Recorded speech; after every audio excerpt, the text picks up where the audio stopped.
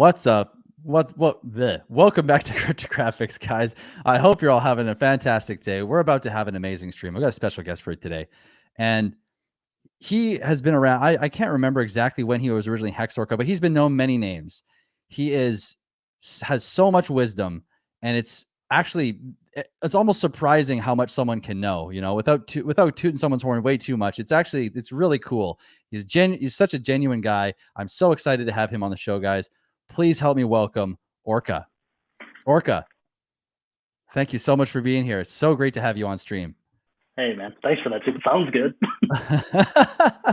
Yeah, no problem. So, guys, let's real quick here, before we get started, just going to make sure everyone's welcomed in here. Pulse Bezos, Jim Rat Crypto, we got TS Pedro, we got Big Smoke, so many familiar faces. Maddie Crypto's in here. Maddie, if you're still waiting here from when we put this live on YouTube, please let me know in the chat. I need to know if you waited that long. We got Joey Torres, and we have a new member, actually, Eric Church. Thank you so much. Wow. I really appreciate that. Can't tell you how much I do appreciate that. All the support is amazing. We got Terrafin. We got TS Pedro. We got some questions we might get to in a minute here. But before we do, we got Joey Torres. We got Pulse Bezos. I think we hit Pulse Bezos, Gold Key, Shamrocks. We got Balia Brand. We got lots of beautiful people in here. Oh, man. This is going to be a good one. We got 50 people in here already. Holy, you brought the crowd today. Hey, no way, man. Look at your setup and look at mine. Let's be honest. This is really bringing the interest. Either way, this is amazing. We got Scott Morell in here, Space Auctions. What's up? I hope everyone's having an amazing day. This is going to be an awesome conversation. If you guys haven't already, I have Orca's, or AKA Crypto Curricula, on Twitter's account and all his socials. Please, before we start, guys, go into the description, go to Twitter, follow him real quick, go to his YouTube and subscribe as well. Give the man some love, the well-deserved love.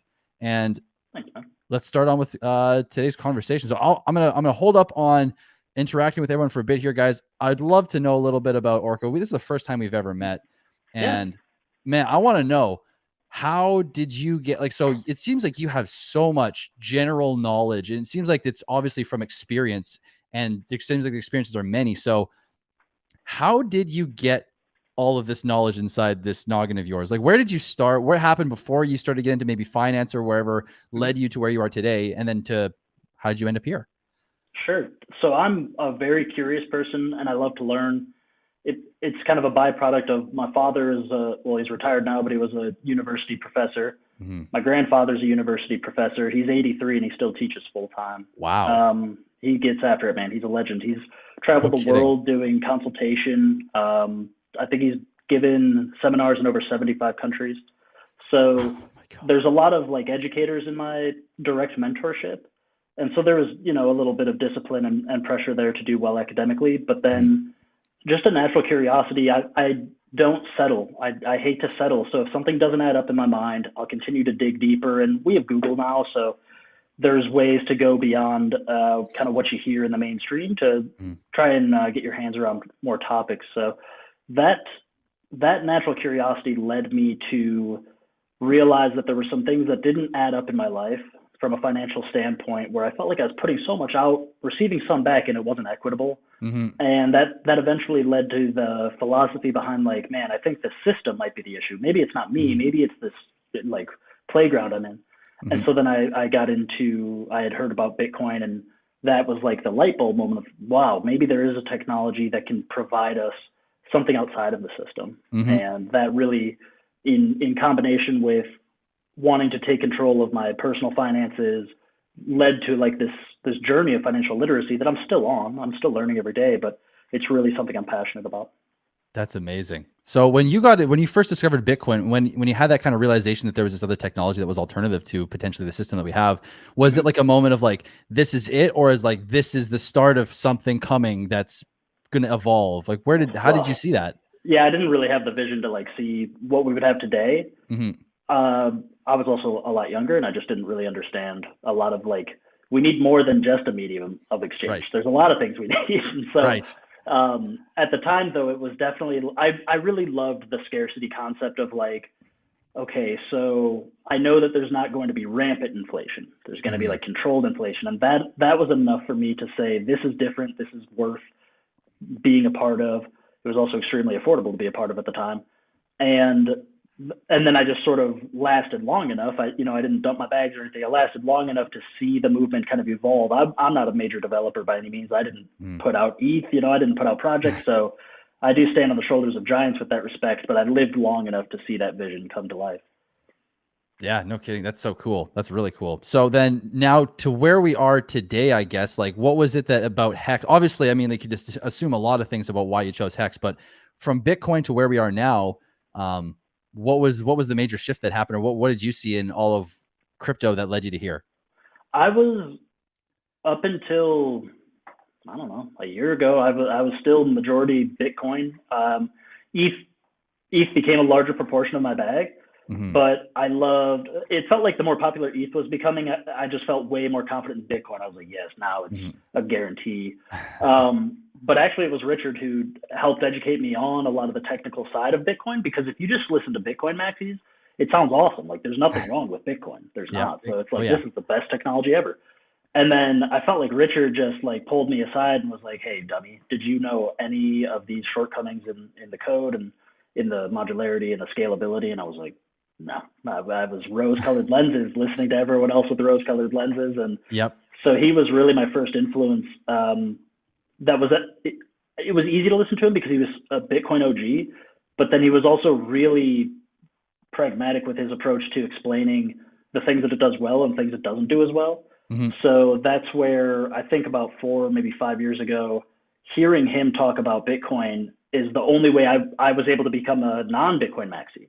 But he was pumping my Bitcoin bag the whole time. And when he had such a genuine, like, coming to terms and shift in his worldview to go from kind of a Bitcoin maxi to like, actually ETH is bringing a lot to the table and DeFi is the movement, I was more flexible, and I kind of kept up with that. And I thank him for that, because otherwise I can see on Twitter all day where I would have been and what I would have been shilling. And it's just, it's not what I want to be a part of right now.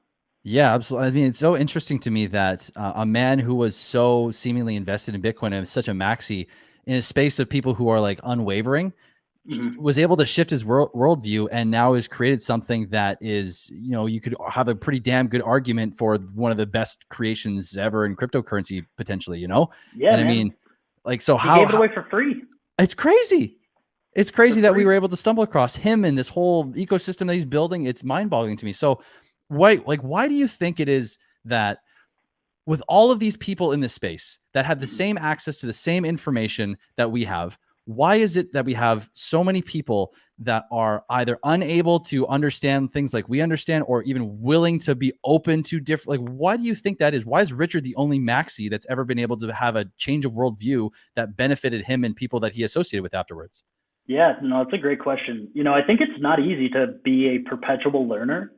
I think a lot of people do reach a point where their priorities, whether it be I want to start a family, or my profession is my number one priority, it sort of can create like a tunnel vision where you stop really trying to poke holes in your own boat, and you just assume that if it floated yesterday, it'll float tomorrow. And so I think that in tandem with, I've noticed a lot of grooming in the crypto world, where you have a lot of no coiners or very new investors who get passionate about a new project. They feel like they're in very early, so they hope that they're going to realize outsized gain.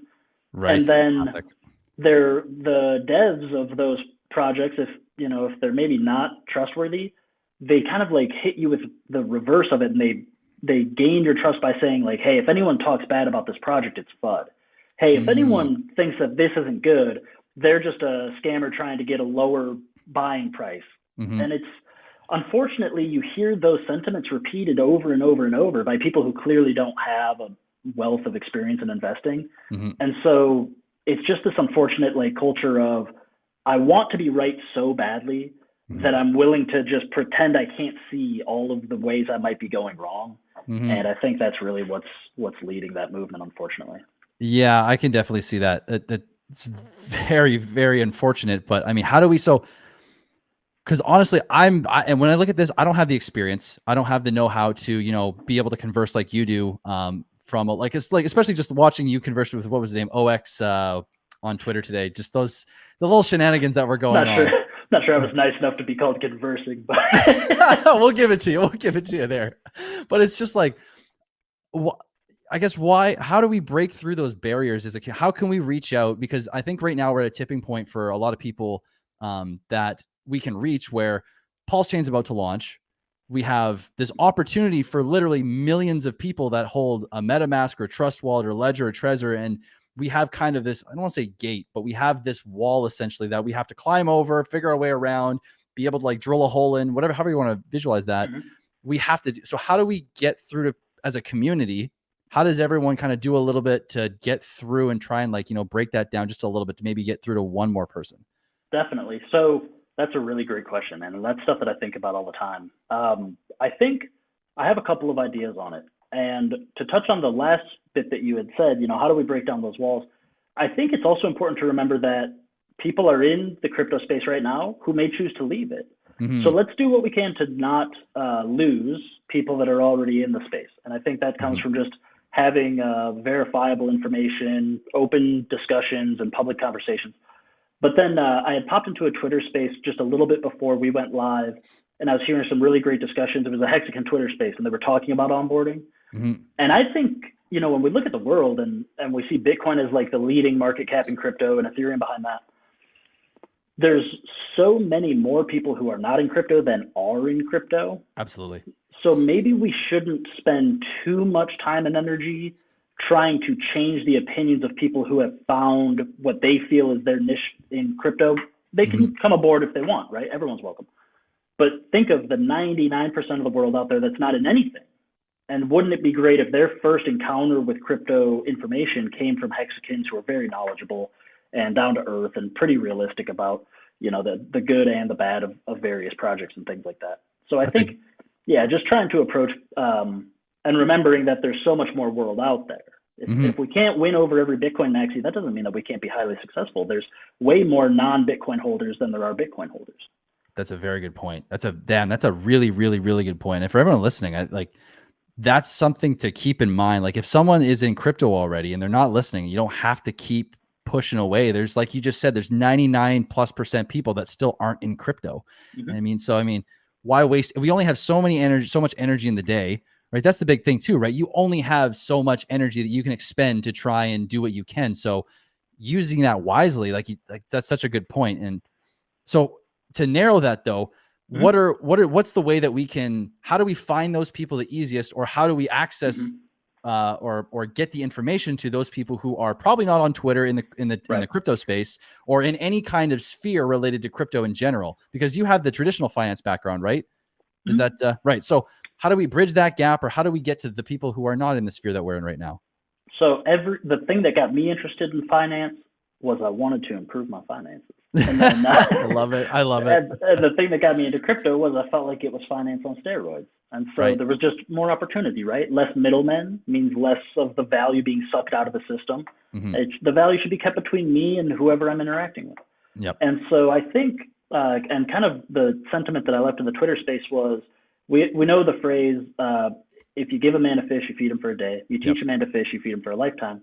I think Hexagons can evolve one step further and work on teaching people how to teach people how to fish.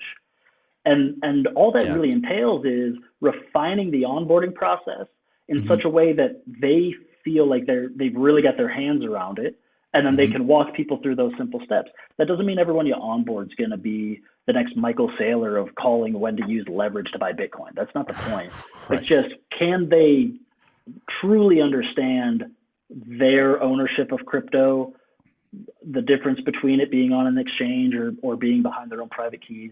And then, why are we really going after this? I think a lot of people right now are in a world and an economy that isn't working for them. And we all would like to have the life free of money worries. So that's something that I can go to any restaurant, I can go to any coffee shop, and the person I interact with has that same drive inside of them. They may just not have the knowledge of where to begin the journey. So explaining to people why financial independence or freedom, if you will, and financial literacy are so empowering, I think that gets people jacked up. And then if you just say, and crypto's how we're going to do it, fine, I'm in. Let's talk crypto. Oh, 100%. I mean, think about just an average conversation that you have with anyone, and you start talking about like the idea even of financial freedom or anything even related to that. You see people light up and they get engaged in conversations. So easy to talk to anyone about that. And that's such a great point. So before we get too far in, though, I want to make sure we're still engaging with chat. So I just want to take a quick pause and just make sure we're not missing too much here. So Scott Morrell saying, graphics, you've helped spark a fire in the average person's brain that will burn PulseX forever. Thank you for clearing the forest of doubt in my mind and turning it into Tinder for fire burning. Thank you for looking for the content, though, because without you looking for it, I wouldn't be here. I wouldn't have a reason to be here if there wasn't people kind of coming out and asking these questions, which I've really wanted to help and contribute to in this community. Let's see here. We got Nazir. Let's see. We've got any quick questions that we can. Oh yeah. So shout out to BC. He's the very first member of the channel. Thank you so much, BC. And as well, I think it was, what was his name as well? The member we had back here. Shout out to both of you guys. Eric Church as well. You guys are fantastic. I really appreciate you. Yeah, that's very cool. What do you think of, what's your thoughts on Pulse Dogecoin? Do you have any thoughts? Are you willing to share them? What are you thinking? Sure, man. Yeah, I don't shy away, man. You can ask me anything. Sweet. I think, so I didn't personally vet the code, but I've heard from people like David Feeder, I think it's Feeder. Sorry, maybe it's Fetter. I still don't know. He's right. It's I screwed up because when I read it, it's Feeder, but I think he told me one time that it was Fader or Fetter. Right. And so I apologize if you're listening, brother.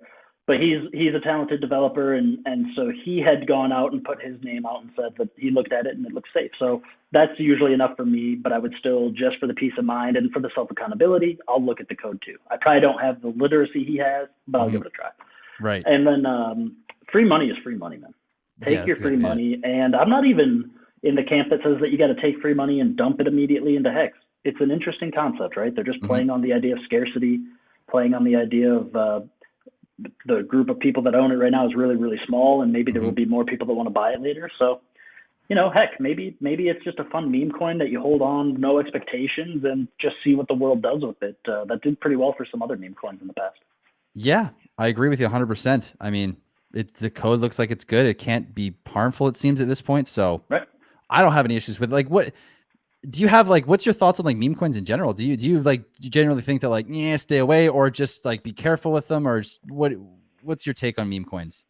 So my opinion is not going to be popular, but my feeling towards meme coins is that they're a lot of fun, and I think that they can be used to generate a lot of buzz and excitement for new investors in the crypto space, the high risk, high reward. But if you're a person who feels that you are not a sophisticated trader, a meme coin is a more volatile asset. And people who are looking to maximize profits through strategic trades, that's probably a playground that they would hang out in more often. Not with a huge bag, but with enough of a bag to make a difference. Totally. And so if you're hoping that it's going to be your retirement plan, that's probably leaning pretty hard into the high risk.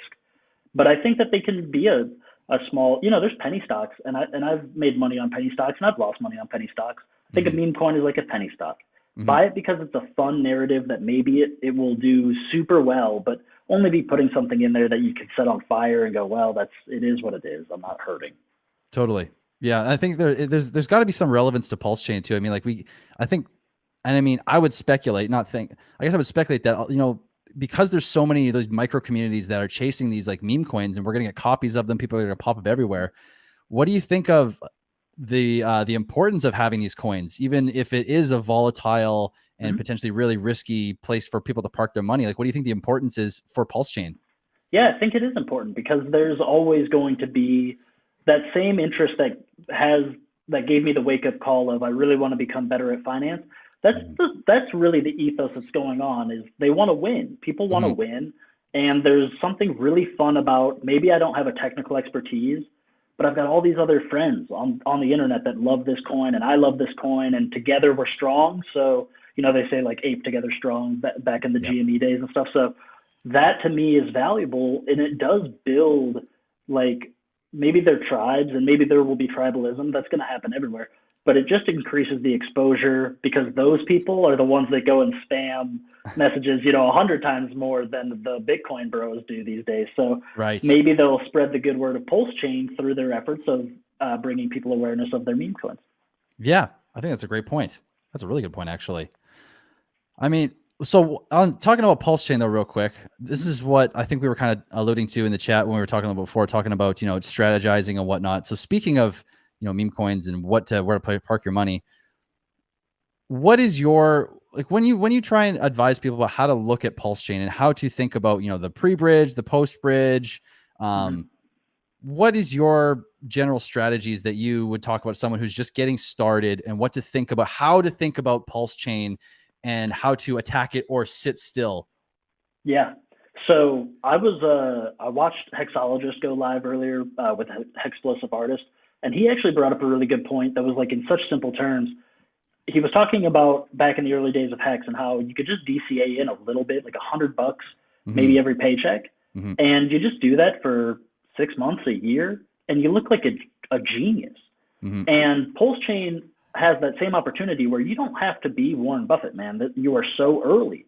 And one of the things I've said is people who have either sacrificed for PulseChain and PulseX or who at least know about it, maybe you missed the sacrifices, that's okay. People that got in day one of Hex didn't look brilliant to the people that bought on day 23. So there is time. You have so much time. And to just realize that you're at the finish line before the race even begins. And you just have to be able to hold onto your bags until everyone else crosses the finish line and you'll get your trophy. That's really one thing that brings me a lot of calm. I'm not worried, man. The pre-bridge, if I see some crazy ratio out there that gives me one of the two coins between PulseChain or PulseX that I really want, I might dabble in that, but I'm not really interested. I did well on my sacrifice positions, and the future is just so much brighter than the damage that I might do in the first couple of trades compared to the risks I'm going to take if I screw it up going the wrong way. Yeah, absolutely. I've been telling people the same thing. Now, the pre-bridge stuff is just like, it's so risky. I mean, like, sure, you can be paying attention, but one wrong click, you know, in the wrong situation, not really realizing what the ratio is you're trading, and you have like weeks of catching up to do as far as price action goes. So, I mean, trying to bring new money into the system is probably the best way to go. I know that's not possible for everybody, but if that's your case where you are financially restricted from being able to pay to play, then you need to work on patience, because we have seen that that's going to be the strategy that will succeed even if you're not able to constantly re-up your position. Yeah. Why do you think that that whole patience narrative, or the meme even of patience itself, is a weird one for people to grasp? And still, like, I mean, you know, this is like obviously a deep-seated thing as far as patience goes, but how does someone like actually learn that and stick to, you know, their guns and be patient over the course of a year or two, you know?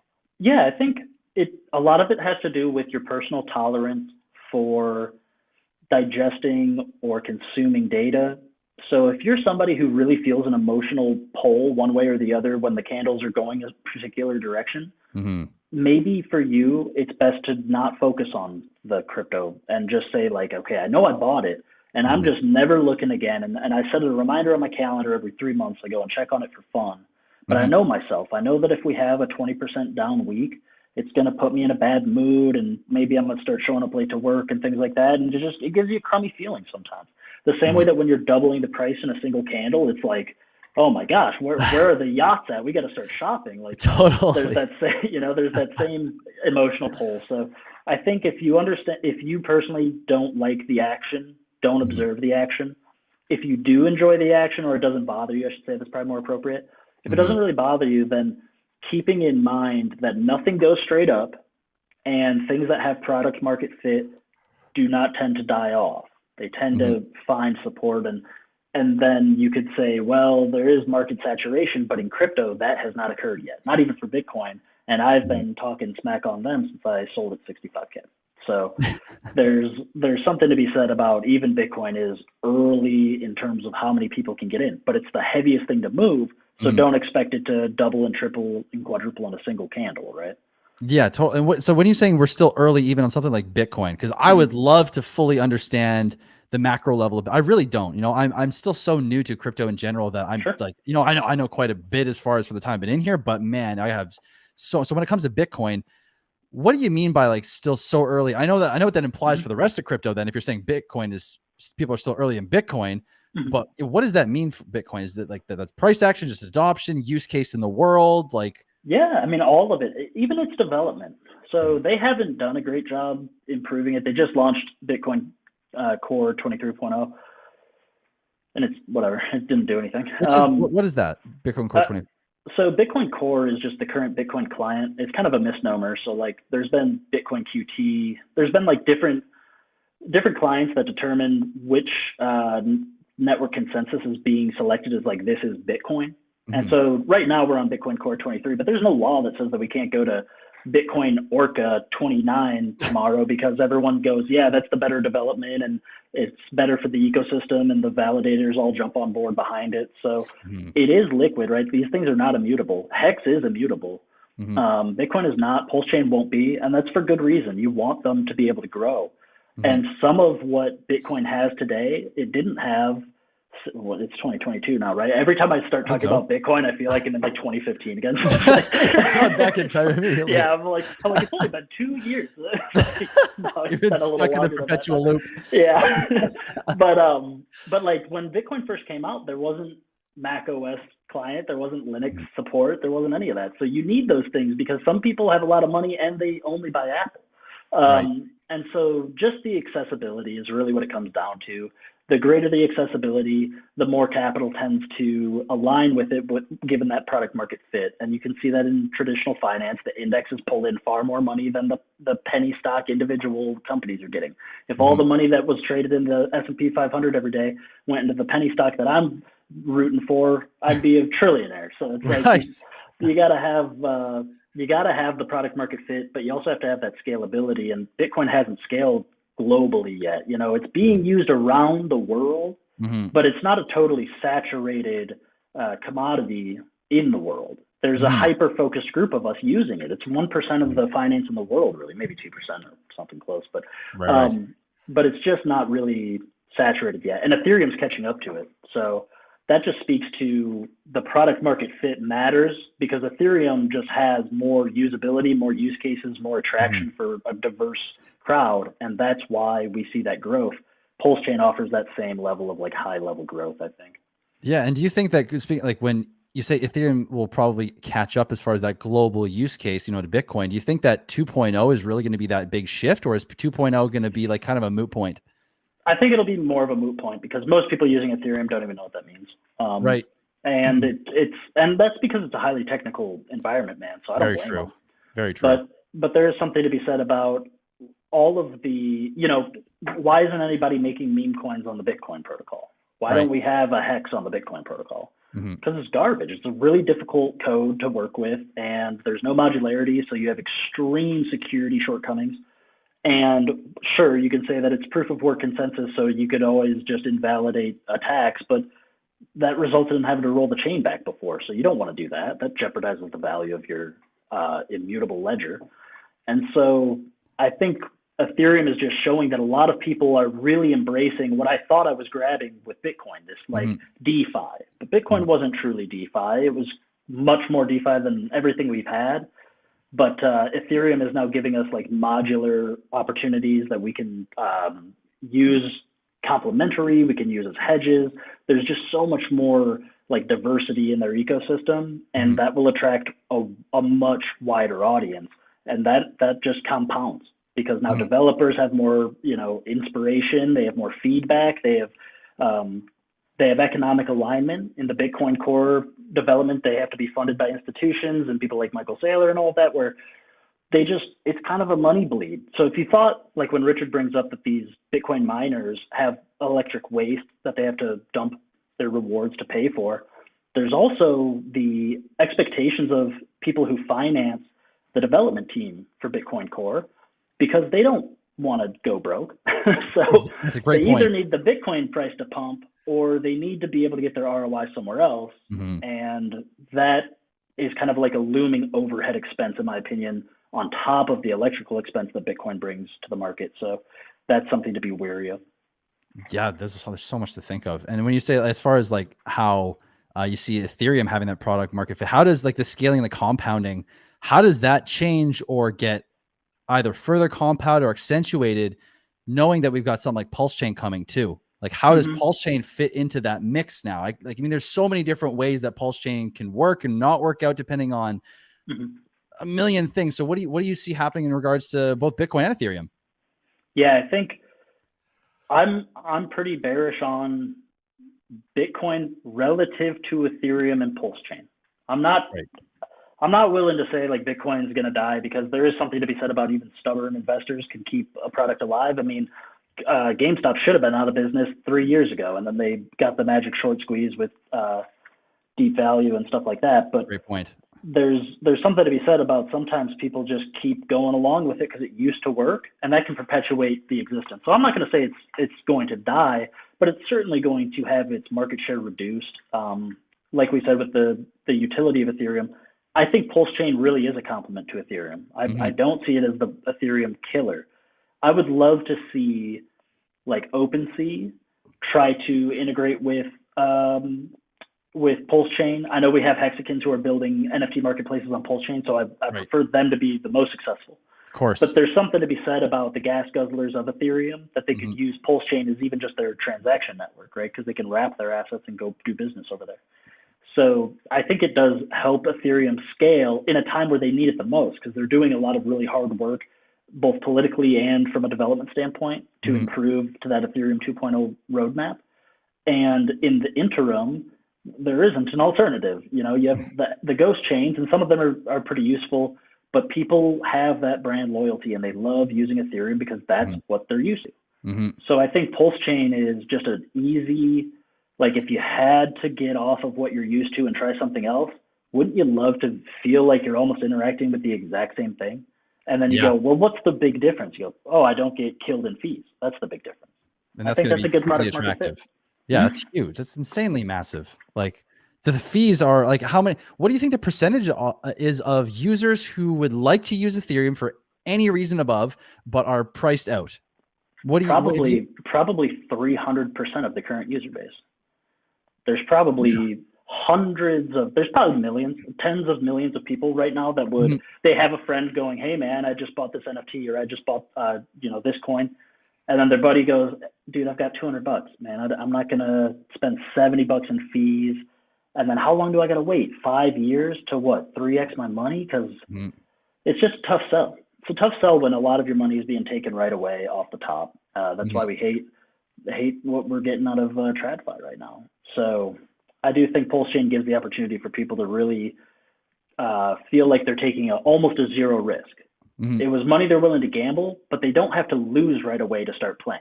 They just get to gamble with what they brought to the table, and that's going to be enough to get people really excited. You'll see that camaraderie, that brand loyalty, and they'll speak to their friends that are on the Ethereum side and say, dude, it's just like that, but it's almost free. Yeah, I couldn't agree more. And I'm really excited for the start of that too, because I think it'll be like a snowball effect. And maybe I'm wrong here, but I think, the word will get out, and then a couple people find out about, they get really hyped, like, holy cow, I have like double my coins on this chain, and they'll tell their friends, and then all of a sudden it'll be a crazy day when you and I start going on Twitter. We see people that we've never heard of from other communities saying PulseChain gave me coins and just tweeting it out and retweeting it. I think it's gonna be such a cool day, because I think it's going to happen too.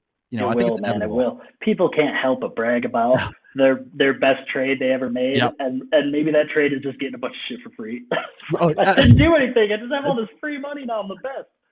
Congrats, kudos. It's still a trade. I'll count it. Yep, count it. But still, segue here. +1 if everyone wants Orca to be the next Wolverine.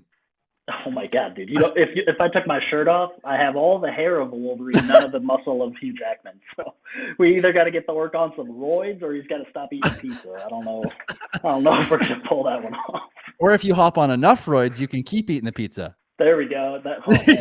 You're making a good pitch for roids all of a sudden. Yeah, I actually work for a TRT company, outside of this is my main gig. So that I can see. You got any coupons? I could probably hook you up.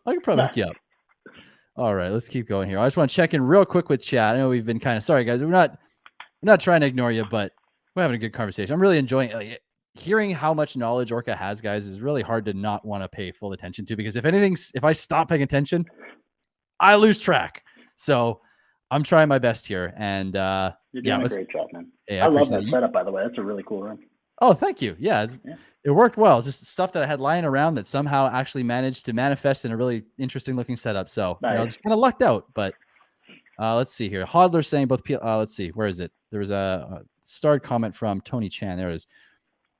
Great stream. Two very smart dudes here. One really smart dude. The other guy's trying to keep up. But quick question Yeah, at PLS launch. Will we be able to ratio trade PHEX, or will we have to wait until the bridge opens? Okay, PLS launch. Yeah, you can trade your PHEX with other assets that are already on PulseChain. You won't be able to trade them with any of your ERC20s because you'll need the bridge. But you could trade PHEX for PulseChain, for PulseX, presumably. They'll both have liquidity in the PulseX protocol.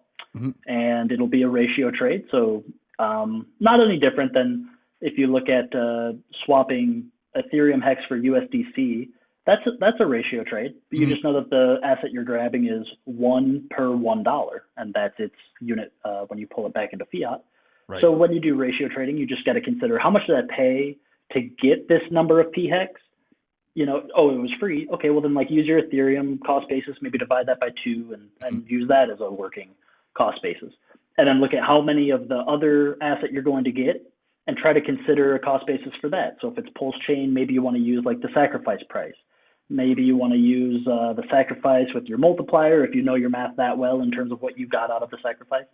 But it'll just be one little extra mental step to understand that there is truly a value. The ratio doesn't mean that it's not worth anything, because in about 26 hours it will be worth something, and you don't want to put yourself into a corner. So just be diligent. I use Excel all the time when I have to do ratio trading because the numbers are changing really fast in that environment. It's going to be a lot of volatility. And I'll just forget what my goal was. I'll forget what I thought the ratio was. And then you get a little click happy. The next thing you know, you clicked a few too many trades, and just be diligent and be slow. It's okay to be slow. We're so early. Take your time. I think it's well said. And speaking of, when it comes to these pools too, I mean, this is something that I've been playing with and trying to fully understand. And I think I have an okay understanding, but I'd love to hear it from you. When it comes to the copy, we know that the liquidity pools are being copied and harvested through Uniswap and SushiSwap. So how would you, if you were to describe exactly how PulseX is going to have its pools made, how would you relay that to people so they have an understanding of where those pools are coming from, if it's made by people, if some of them are made by the harvesting bot, where it's all coming from? Yeah, so the bot will make the initial liquidity for sure, because it's going to be deployed first. And Richard did tweet that the V3 automated market maker bot is running and running correctly. So essentially what's going to happen is when that system state duplicates, any of the assets that are currently staked as liquidity in Uniswap, you sort of hand that to Uniswap, and Uniswap hands you an NFT to be able to redeem that. But that liquidity is accessible for buyers and sellers in the market to actually obtain whatever those assets are. And so when the fork happens and you have PulseChain, there's going to be that same mirrored liquidity. And then the automated market maker is given about 2% of the total supply of PulseChain so that it has currency to go, and it can be a market player, just like we can be right now on Ethereum. I can go buy Hex with USDC right now. Well, the automated market maker will have PulseChain, and it can go buy, say, Shiba with the PulseChain. And in order to scale, Ethereum gets diluted by about 1.26 million in total supply, so that it doesn't take a ton of PulseChain to basically buy up the PRC20s. So if you had a Shiba ETH pair, well, now there's a P Shiba Pulse pair, and you've got all this Pulse. And remember the dilution over here, because it's 1-to-1 of whatever's on the board. If it was 1 ETH and 1 Shiba, then it's 1 Pulse and 1 P Shiba. But now I've got 2% of the total supply of PulseChain. I can come in and buy up all of that Shiba. I can basically just fluctuate the prices with my volume so that I get the PRC20s that were in there, and what the person who had their NFT to come and reclaim their liquidity is left with is the PulseChain coins that I use to buy up all the tokens.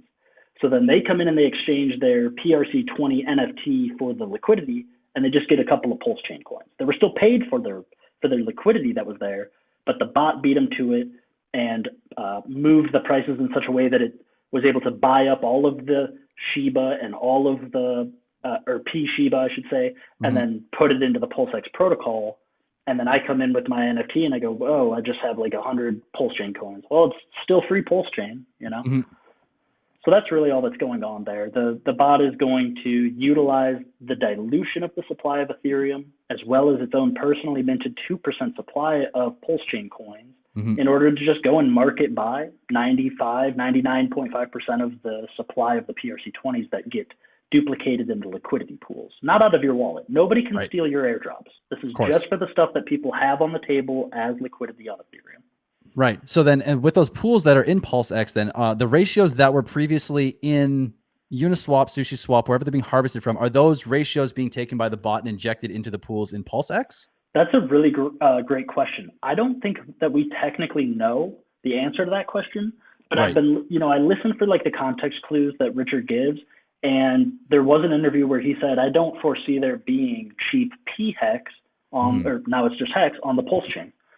And to me, if I was trying to force that to have further implications, it sounds like an AMM bot would have no reason to provide PRC20s for cheap through the PulseX protocol. So it could harvest all of them up and then set the initial liquidity price at some like really expensive price. And then you and I go in there on day one and go, I'm not going to swap. That ratio is horrible. But now new liquidity providers can come in and they say, well, I want the action, so I'm bringing the price down. And you can access liquidity cheaper because I want the fees. And then you get so many people doing that and adding to the pool that you create the liquid order book of efficient markets. Huh. That's really trying to wrap my head. I don't know if that'll be how it is, but I think the AMM bot will probably start the ratios, at least for like the RH ecosystem. I would suspect it will just leave the price high. It'll take them all in. It'll set some initial liquidity at a very high trade rate. And then everyone else will have to decide, well, do I want to bite that off? Or are there players in the ecosystem, maybe they're whales, maybe they're LP advocates, that say, I'd love to fill up the order book thickness to allow people to experience less slippage, cheaper initial swap values, and then you have the market price discovery when enough people are engaging that.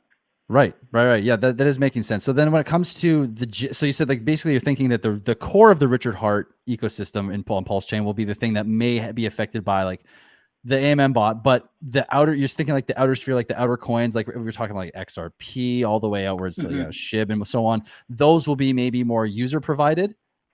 I would think so. They'll still be in the PulseX protocol because they'll be harvested. Of course. I don't know how much. I don't know from a coding standpoint. Is it easier to tell the AMM bot to run a calculation and say this price is expensive regardless of what the asset pairing is, and so all of them are applied that way? Or maybe it says I don't even give a shit about Link and stuff like that. I just want the p-hex, the PulseChain, and the PulseX to all have an expensive price. Maybe that'll happen. I don't know. I don't know if any of that will happen. But when I hear Richard say he doesn't think there will be cheap p-hex, that would either imply, let's just work it the other way. Let's say the AMM bot harvests all the liquidity, and then it makes p-hex super cheap. I'm buying it. It's mine. Exactly. So the price goes up. No question. So it's like if the AMM bot sets it cheap, I'm buying it. And if it sets it expensive, liquidity providers will find economic opportunity providing the cheaper prices on the way down with their thick enough bags that they're going to make more in fees than they give up in their impermanent loss. Right.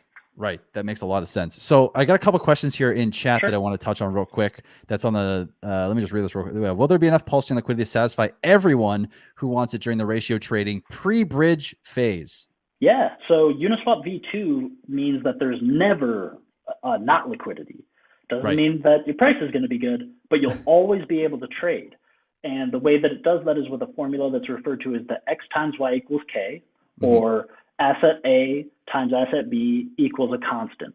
And all that really means is that if the liquidity becomes thin in an asset that we're all buying, because we all love this one asset, we're all buying it, then the price will exponentially increase for the next unit we go to purchase. So there will be liquidity for everybody.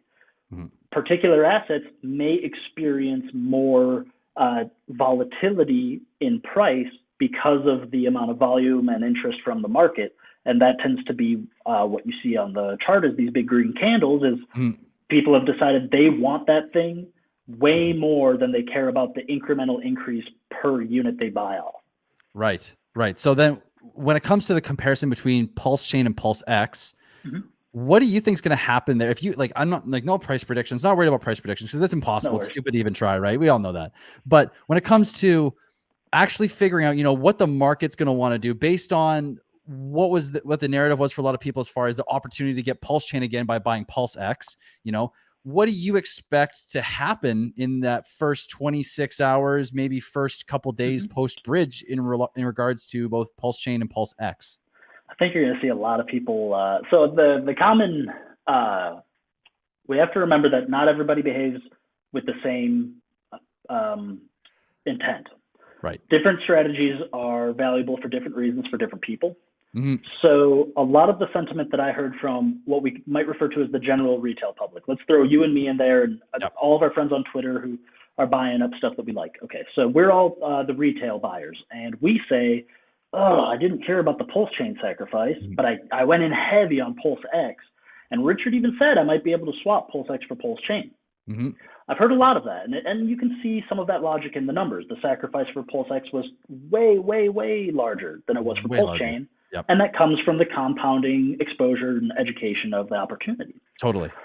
And so I think a lot of people have shared their sentiment that they would love to do like a pre-bridge swap, or basically just as soon as they can, swap their PulseX for PulseChain. And that makes a lot of sense. And maybe there will be a lot of volume there, and it could push the price to kind of pump PulseChain. But I also suspect that there are a lot of people that are in maybe like the 10 to 30 rank on that PulseChain sacrifice board who are going, are you fucking kidding me?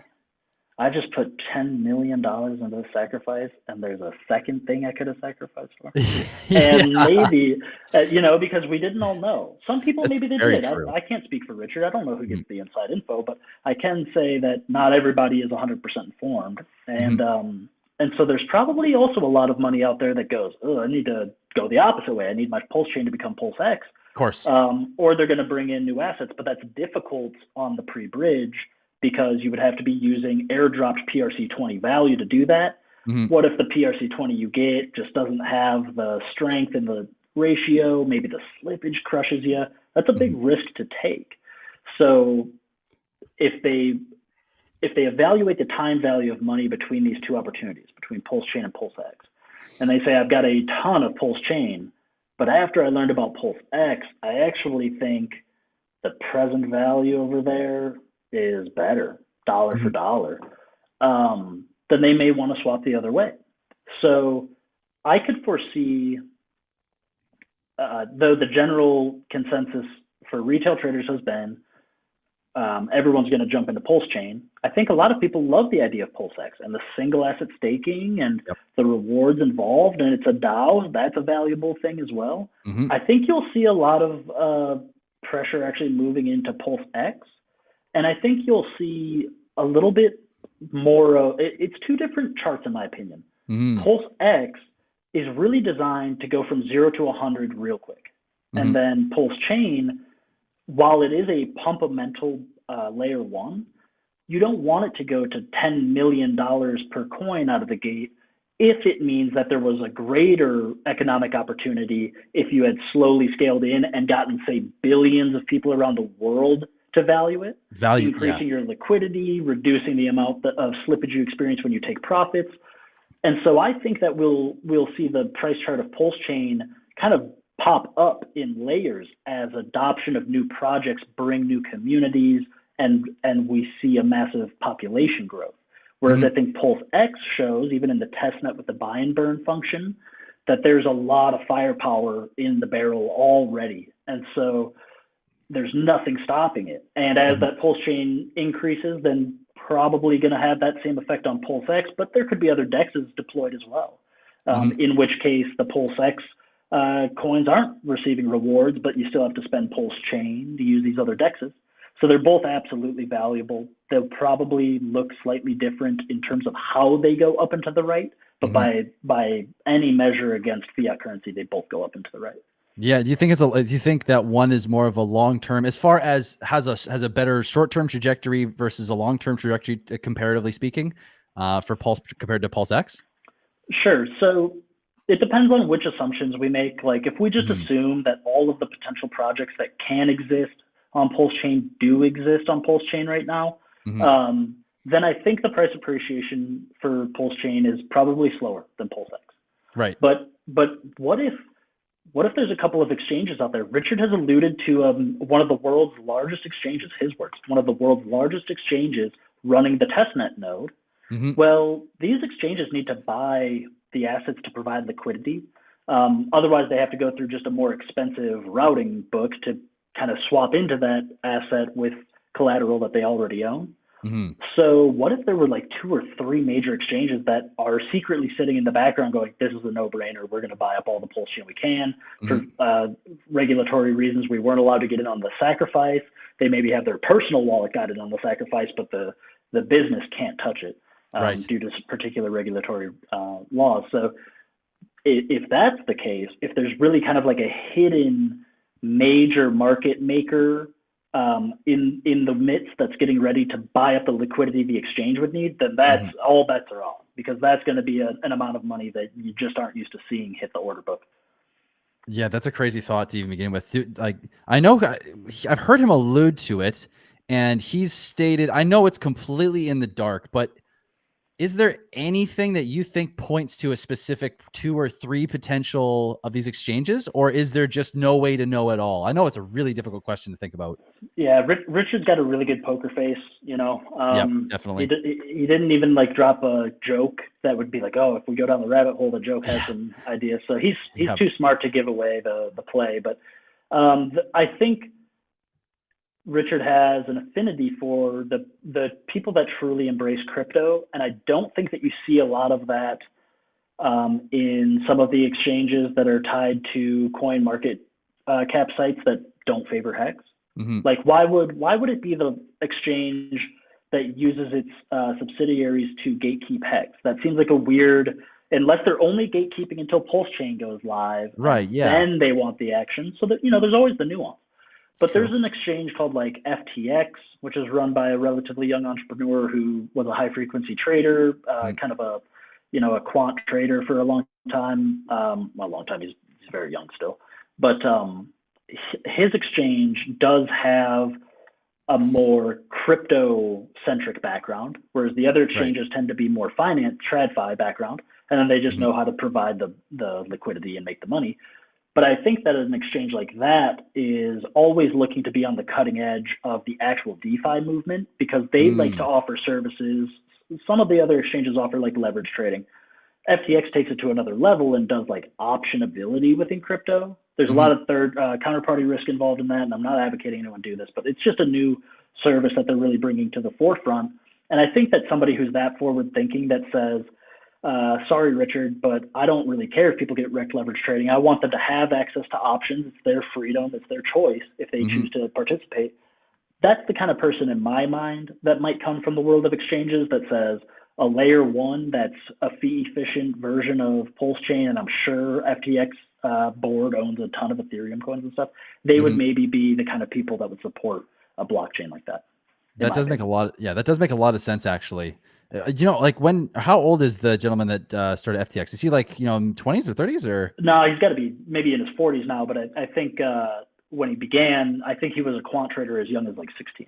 The guy's kind of like a math prodigy. He's very intelligent with, he writes in probably 11 different languages, used Python to create algorithmic trading, and then got into, when you talk about high frequency trading in TradFi, we all know that we make like a market buy or market sell, right? And it just sort of fills through the liquidity. But behind the scenes, through the actual traffic of data entering these exchanges, entering these order books, and selecting who gets the share, who sold the share, there is an actual order to that. And in the world of high frequency trading, these gentlemen understand computers well enough and data flow well enough that they can essentially look at a single moment in time as an infinite timeline and understand the ordering of who is making their buys and sells. And they place themselves in such a position that they actually come out on top through the high volume trade, where they're making pennies here and there, just back and forth all the time, pushing you up a penny, selling you down an extra penny, and making a ton of money doing that millions of times per second in some cases in TradFi. So that's kind of his background, and that's sort of like the dirty world of finance that nobody really pays attention to, but it has huge implications on who wins and who loses. That's crazy that there's people out there that can figure out and understand and be able to do that to me. That's just mind boggling. Cause I mean, like, that's like, and they were doing this like before, like our internet now is super user friendly. Totally. They were doing this back on the dark ages. That's a whole other level. Yeah.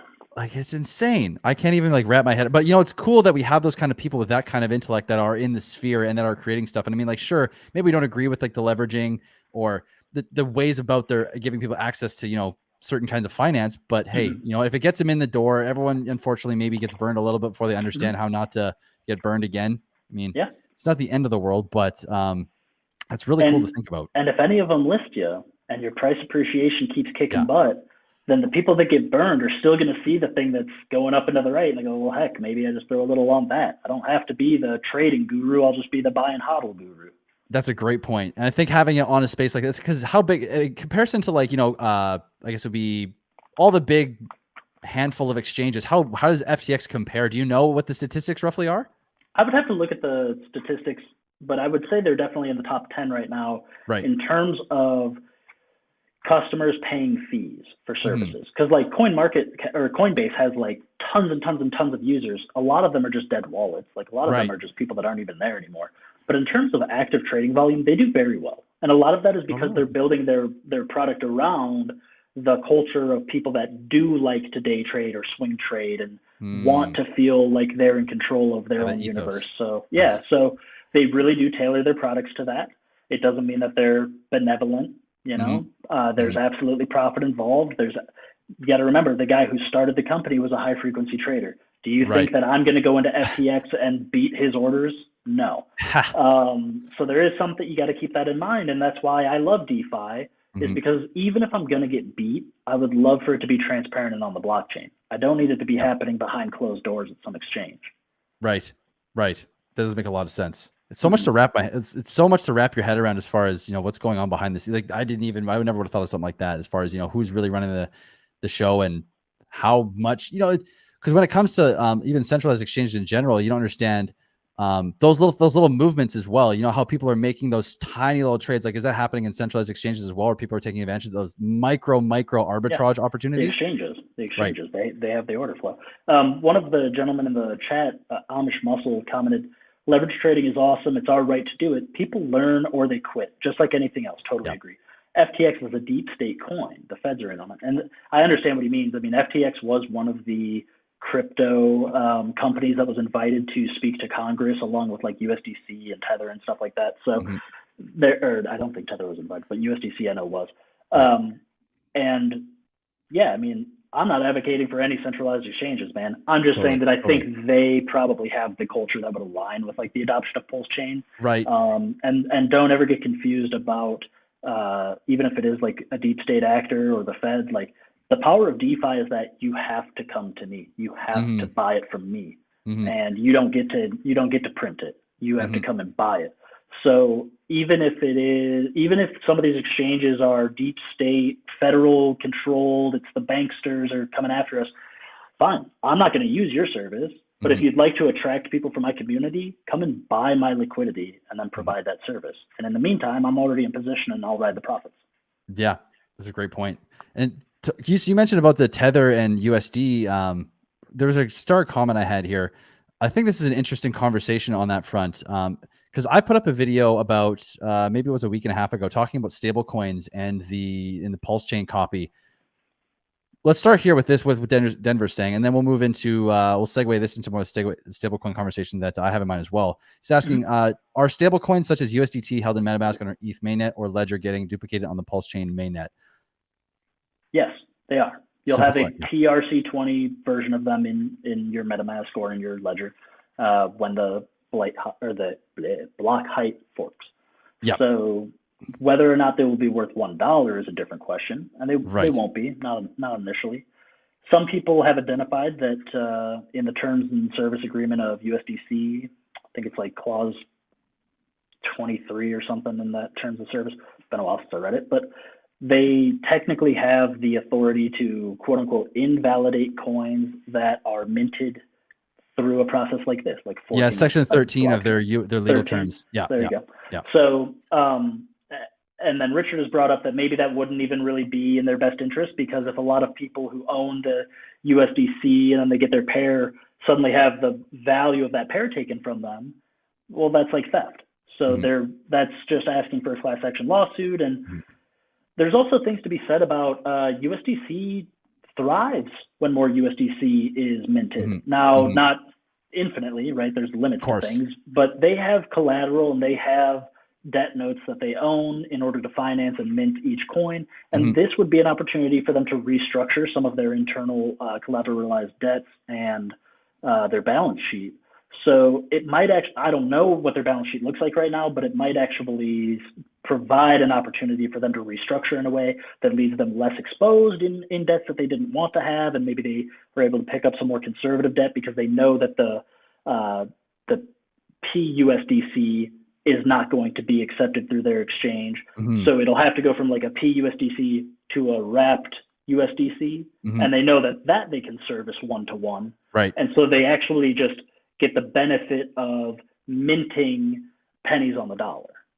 And they get the business still without the exposure to those pennies on the dollar, because you still have to come back to the dollar to exchange with my product. So. Right. So then on PulseChain, how would that, in your eyes, how do you see it working out? Because I mean, the peg is normally held through the arbitrage bots on Ethereum and through the other chains it's accepted on. So are those arbitrage bots going to be working on PulseChain, or how would price move without any sort of collateralization or maybe even support from Circle?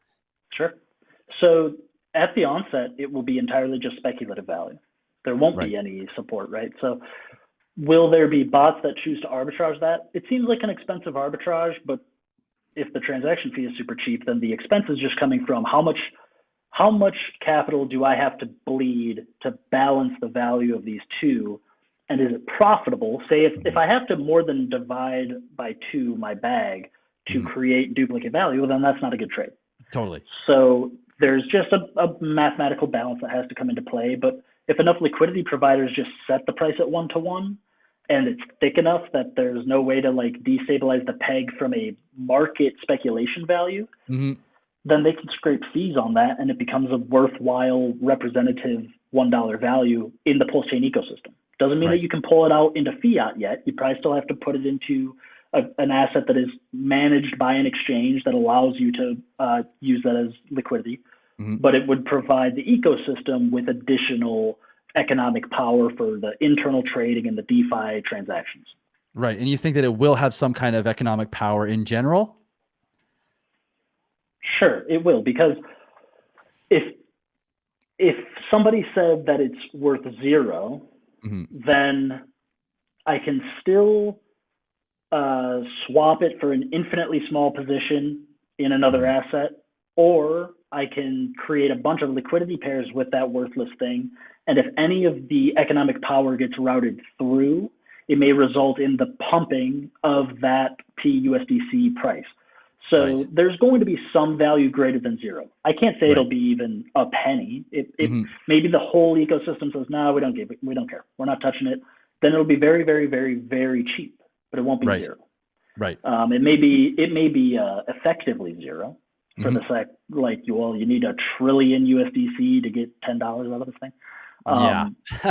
But I do think that there's a case to be made for it would be more beneficial for it to have value than for it to not have value. And because there's basically no impermanent loss between a stable and a stable, because if you think like DAI and PDAI, if it's algorithmic, there's some arguments to be made that maybe you could frictionally reserve an asset to zero and just say, well, I technically own 0.000001 ETH, but that is enough of a collateral for me to justify redeeming this DAI coin for $1. That's basically up to the market. The market has to decide that, and the liquidity providers have to decide that. So if it is the case that the ecosystem says we would just rather have the convenience of utilizing a PulseChain version of USDC to do PulseChain transactions, and we'll still just wrap it back, or we'll swap it back to get into the exchanges, then the market can decide that and they can give it value. Right. So you think that if you were to give it a likely chance, we're talking just risk aversion here, as far as like, playing the pulse chain to the degree that makes the most sense, as far as you're getting your copy and retaining the most value possible. Do you think that having, and I mean, I'd love to touch on, because Tic Tac Crypto asked a great question about DAI, and I have some thoughts. I did a video on DAI, and I would love to hear your thoughts as well. But do you think that stable coins are more risk averse as far as holding something in translation of value over to pulse chain? What are your thoughts?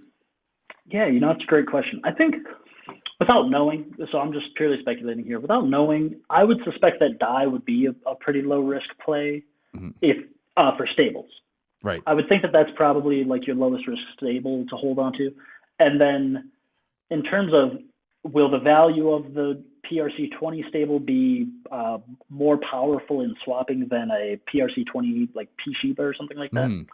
Really tough to say. I think that what you'll find is the assets that have the strongest community support will trend in the direction of price appreciation on the PRC20 until maybe it even reaches parity.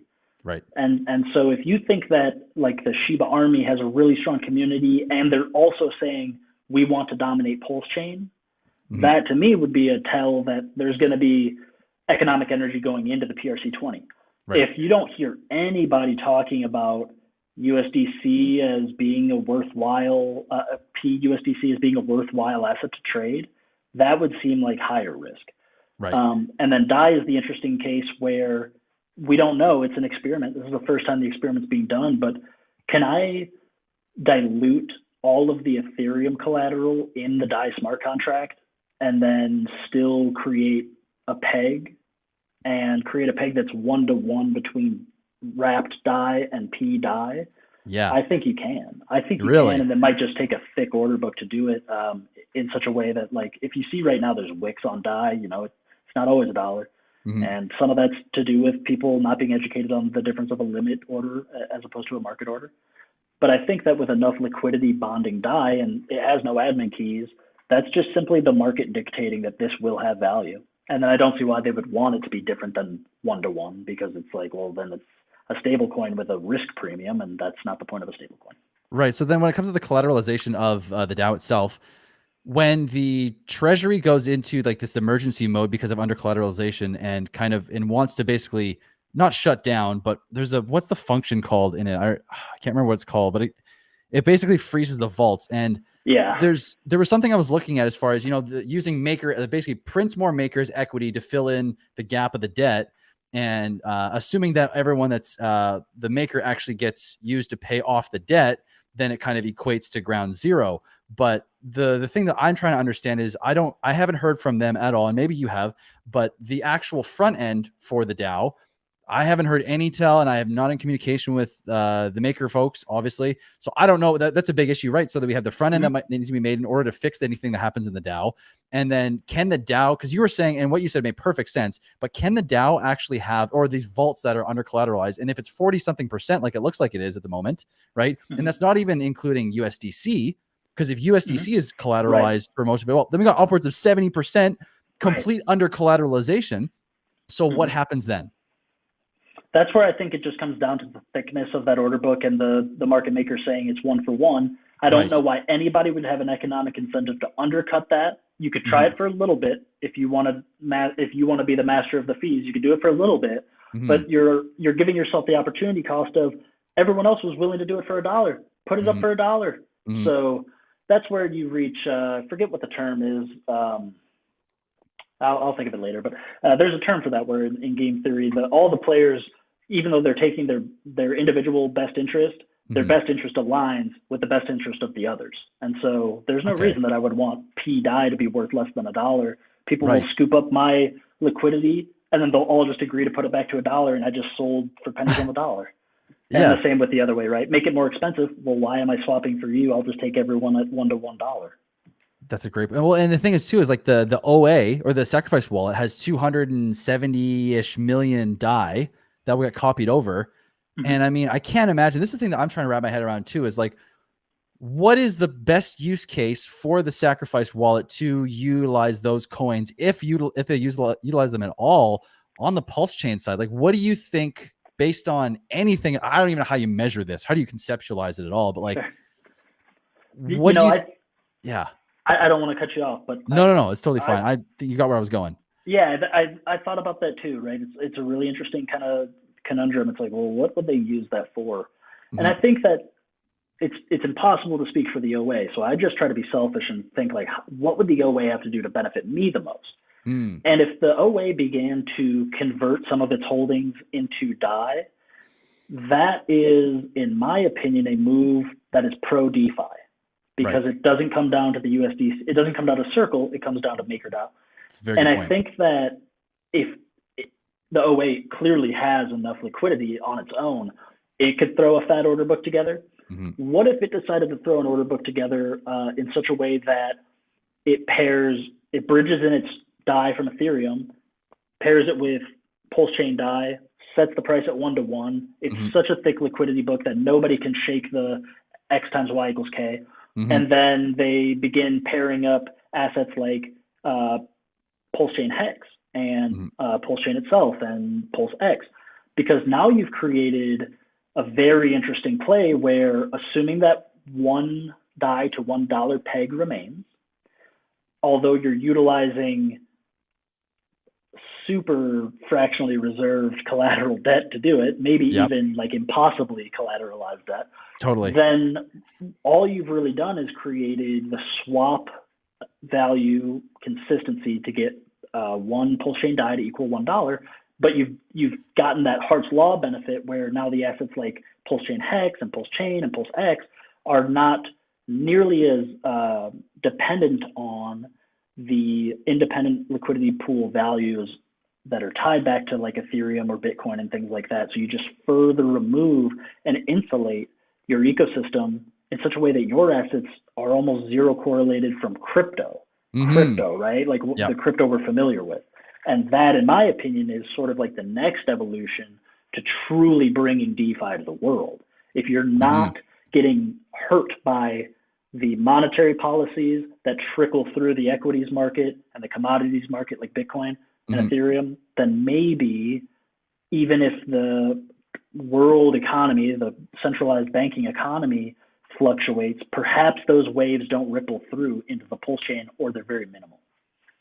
That's a very good point. So what do you think, like when it comes to like the Hex, like from everything that's going to come over to Ethereum, speaking of like Hex, PulseChain, PulseX being decorrelated or being correlated only to themselves and kind of being separate from the whole, from every system really, how much could something like an Ethereum Hex crossing the bridge pairing actually have any impact on price initially? Because once that pair happens, a lot of thought process that I've had and spoken to with others is that there's the chance that if we get the pair and there is the opportunity for people that want to get the heck away from Ethereum, that they might jump ship. Potentially, just theoretically speaking, if that does happen, then is there a possibility that there's enough liquidity tied to a PulseChain Hex that the price could even move up or down on either side due to the shift? Yeah, absolutely. We would be foolish to assume that even price parity of the two Hex tokens necessitates that they remain in parity at all times. Right. Because players make decisions in the staking protocol of Hex that drastically could change the affected value proposition from one chain to the other.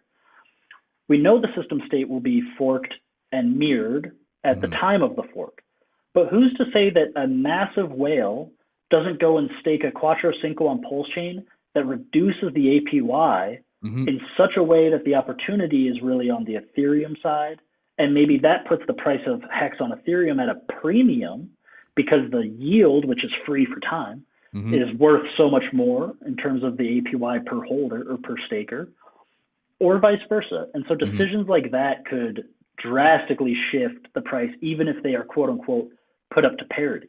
And that is a risk that liquidity providers face, which is why I believe there's that additional incentive in the PulseX protocol to help keep the order book thick and try to attract even more thickness so that it's less likely for that shift to occur in the swapping. But then if there is a major player's decision that affects the yield or the maximum ROI over a longer time horizon, then that can be the natural market just deciding, oh, I actually want this hex more, and let that be kind of the break from parity. But once the premium is adjusted for where the yield comes out to, and that's truly up to liquidity providers of serious bags to have a sense of that, that would ultimately kind of be the ingredient that determines which one's going to be more expensive, less expensive, or are they going to stay the same. Do you think there is like an outcome you foresee happening, or is it just completely up in the air to you and just like impossible to really pin exactly what's going to happen between the two chains with Hex? Right. Totally impossible. I look at it in terms of like what I hope for. And then it's like, if it doesn't happen, it doesn't happen. But if it does, that would be, at least then I kind of can get ready for the next move. I would love to see liquidity providers that own a lot of Hex and PulseChain Hex to create a fat old order book at 1-to-1 and allow people to trade whichever one they think is going to be the better player, or get balanced as best they can, or do nothing to stay balanced, and then begin to reduce that liquidity and say, now if you think that one is more valuable than the other, you can pay that premium and I'll just receive the fees. And that will be sort of like the barrier then for the smaller bags to keep it kind of in parity. And that's why I think it would come down to a major player really fluctuating the APY, where then a secondary player would have to find competitive edge in the remaining opportunity that is left undisturbed on the other chain. Right. So let's talk about that for a second, because if we have one side that's higher than the other, I mean, it's interesting to think about, because do you know who, you're familiar with Hex is the Way? I'm sure you are. Yeah. Okay, right. So you see his video on advanced T-shares? I don't think I did. But okay, really interesting. Definitely would check it out. It's an interesting video, very informative. But the projections that he was showing with the T-share pay over time continuously increasing at more of a linear kind of rate. Do you, like, the way I'm thinking about it is on the PulseChain side, you're still going to have that increase in payout over time. The angle that it goes up is obviously going to be drastically reduced. But I mean, if you've got a combination of payout or the price going up plus the payout going down, that's going to still hedge you a pretty damn good payout, really, in comparison to maybe the payout on ETH. So like, how does one value, how do you look at that situation if that plays out where one side is low APY, much higher price, other side's lower, much higher APY? How do you value those two, and how do you pick which one makes the most sense to place your money or move your money to, or leave it alone? Of course. So a couple of things. First and foremost, currently in our current macro environment, I am a net buyer of crypto. So I wouldn't disturb one bag for the other. I'd just try to buy more of the one I want. And then in terms of how to value the future cash flows, if you will, or the future yield flows of those assets, I would have to give consideration to the present day price, my perceived window of volatility that I think is a range of reason for that asset to expect over a timeline of my choosing, and then to weigh the alternative asset with its lower price and how long would I have to hold on to. If I have to hold on even longer to achieve the gains that could be expected within the volatility of, say, PulseChain Hex increasing fast, well, then I wouldn't put the bag on the Ethereum Hex. I would just be okay with the price appreciation of PulseChain. If I expand my time horizon and I say my world doesn't even exist until Cuatro Cinco from now, then maybe the less expensive one, after I do, the bigger pays better, longer pays better, and I account for a window of volatility that I arbitrarily expect, probably based on historical data, I would then say, well, actually the yield will outrun the present value of just having the more appreciative asset. And therefore I'm willing to scoop up a huge bag of the lower cost and farm much higher yield, which does come with its, this is why Hex is so great, you guys, because the reflexivity, it comes with the risk of someone could come over and eat up that yield. But that would reduce the circulating supply of Hex on that chain, which, lends the price to be more easily influenced by future buyers and a larger population of buyers especially. So it's very difficult to lose, in my opinion, with Hex on either chain. And that's why I'm so happy I have it on both.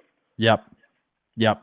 Having two chains, it's gonna be so interesting how it plays out. I mean, maybe it surprises us in maybe both chains, because the thing I'm thinking about is there's so much value already locked on Ethereum. Like we've got the God Whale that put 200 million in. There's Maximus that's about to go down, right? I mean, like that's like $30 million right there. Like I cannot imagine for a second, just, I can see there being some difference, but it makes zero sense in my mind with the people that are in it that they're whales that we don't even have faces or names for yet. They're just wallets really that we've seen that make moves every now and again. We just had, was it 66 million hex or something like that staked for 941 days or something like that today? Yeah. Like it was. So, I mean, there's a lot of people that are still hedging their bets on Ethereum. So it almost makes no sense to me, even though I like to like thinking about it, like it makes sense for people to go over to PulseChain. But at the same time too, it's like, I almost can't imagine there's that big of a discrepancy, or if there is, it's almost purposeful. Right.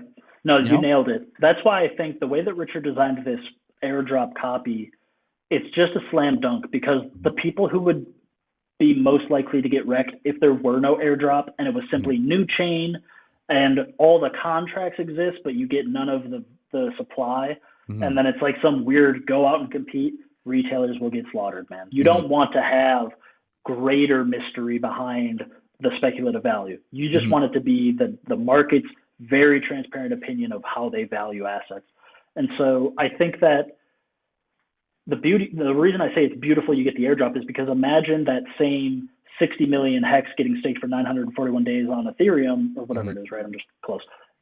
They could really just be doing that for the PulseChain side.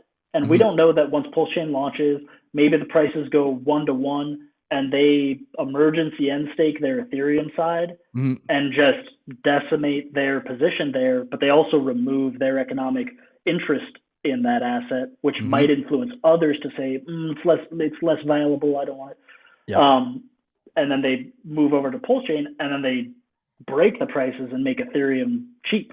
That would be terrifying, except I already have my hex on the PulseChain, so you can't hurt me. You're just shifting the economic energy onto the other chain that I also own. So thank you. It's you're doing a lot of work and you're not doing much. That's a great point. I mean, if the price goes down, people are going to buy it, no matter what. Everyone's going to buy it. It's going to get gobbled up. So like when we were speaking about the meme coin, the real sales pitch there, right, is that meme coins are fun, but also that there was the scarcity. Yeah. And while hex inflates, the scarcity of hex can also increase. So it's a beautiful asset because some of the things that make Bitcoin able to pump to 65, 69,000 are also reasons that it's kind of difficult to get it to go there again, because in markets we talk about the distribution of capital, and as the distribution of capital expands or broadens, then the price volatility tends to decrease. And the idea there is that it's more people would have to come together to sell at the same time or to buy at the same time in order to achieve the same movement that previously one whale holding that same accumulative bag performed. And so I think when you look at it like that, people on either chain are just fine. You already have it. If they want to do weird games, you didn't miss anything. And that's why I think it's okay to be really patient in the early days, is because maybe a weird game like that will happen. You'd hate to go all in. You'd hate to exchange one bag you already own and go all into another bag you were gifted, or vice versa, and then have the play by a whale go the other way. Yeah. So if you don't have the inside track, ride both boats and just be okay knowing that if they do something funky, did you double the potential outcome? No, but you didn't get burned either, and that's worth just as much. Well, exactly. And we're so lucky to have the contract that we have as far as hex, because we know the contract works so flawlessly. We know it works as far as the yield. It generates so much that, there's always, even in a worst case situation, there's still ways the system will still allow us to benefit, So it's, you never really too worried about it. Even if it went down, it was like even if hex on PulseChain was $1 and hex on Ethereum was 10 cents or less, there's still going to be that reward system from the inflation that's going to offset that like you wouldn't believe. Yeah, man. And that's like, it is hard for people to wrap their head. It took me a while to get comfortable with it. Like if hex wasn't free, I probably would have funded maybe. But Richard's smart. He made it free, so I didn't have to. But, it was genius. I also wasn't super loud about it either. Right. But there is something to be said there where the yield can still give you free money for patience, and the PulseChain, and I'm sorry because I know there's two of them that are named very similarly. Yeah, there's DogeWin and PulseChain, I think it is, right? PulseChain. Yeah, I think so. Whichever one I most recently read, it's doing I think 12 million in total supply. Well, their coin is valuable right now. It's got real money backed by USDC, and you can go free claim it, and they gave you money. So thank you to that person. Yep. You know, now Agreed. If you wreck everyone's wallets, if there's some exploit, let's burn them at the stake. Yeah, exactly. But a lot of people seem to have a lot of faith in the contract, so I'm not going to fund it. And it's free money, so I'm not going to avoid it.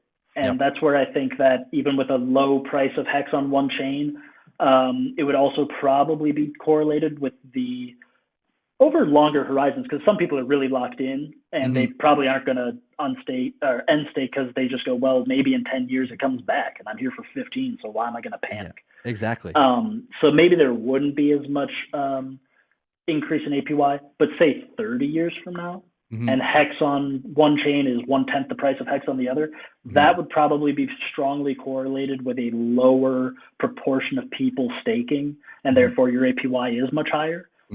Okay, that's free money. Assuming that there's a liquidity provider who finds economic incentive to give you a pair to swap into and take for profit, then that's free money. Yep. For time. Your time is worth something. Yep. I couldn't have said that any better myself. And what you're bringing up though for me is we're talking about Richard and all these products, or what he's bringing, like PulseChain with Hex. But you've probably heard whispers of the wallet, as well as we have the idea of the fiat on and off ramp, which is seeming like the two missing links to this all-inclusive resort that we're kind of having built in front of us here. So do you have any, do you have any information on what the wallet brings to the table? Anything like that? Or do you have any news or any insights on what's been going on maybe with people you've heard from, like the on and off ramp, or how that gets built? Like, just general thoughts on both of those pieces. Sure. So beginning with the wallet, I don't have any inside info. Right. But some of the things that I've kind of tinkered around in my own mind to like conceptualize what would a wallet have to offer to make me not want to use MetaMask. Right. You know, there's something to be said about the institution that provides the MetaMask service, and they do bring a benefit to users by eating up some of the underlying economic cost that's required to interact with a blockchain, to make calls to and from contracts and things like that. And so that is a benefit. Do I highly support the institutions behind that service? No. Would I prefer it be someone like Richard? Sure. If he can produce the same outcomes and I'm not getting hurt from a money standpoint, sure. So then I think, like, what would a wallet really have to do to separate itself? I think it would be really cool if it were sort of like open source access for developers to integrate front ends into wallets. What if I was able to stake my Hex directly out of a wallet? That's a crazy thought. And so, and maybe other protocols have similar, like, you know, utilities in their contracts where they go, hey man, our front end really, like Hedron, right? So like you go and you make a HSI stake. What if Hedron was given the visibility they need and the production access that they need to present something where I put in like an RPC code or whatever the setting has to be. And then my Hedron front end,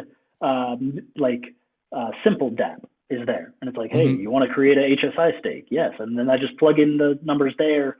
And that just creates like a convenience where it can do the communication in the back end through these different dApps. And also there might be an increased security because now I don't get caught You read my mind. like, oh wait, is Hedron.pro or is it Hedron.per? And then maybe I connect to a dangerous dApp.